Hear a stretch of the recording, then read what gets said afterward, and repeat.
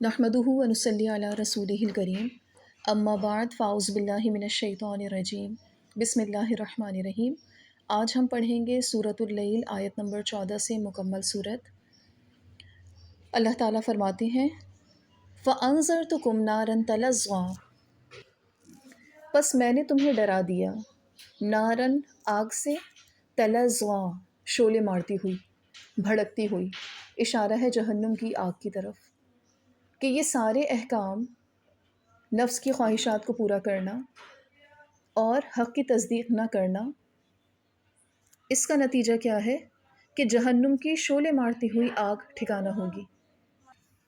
لا یصلاھا، نہیں داخل ہوں گے اس میں، الا الاشقا، مگر وہ جو بدبخت ہیں، جو ضدی ہیں، جو حق کو جھٹلاتے ہیں، جو خواہش نفس کی پیروی کرتے ہیں۔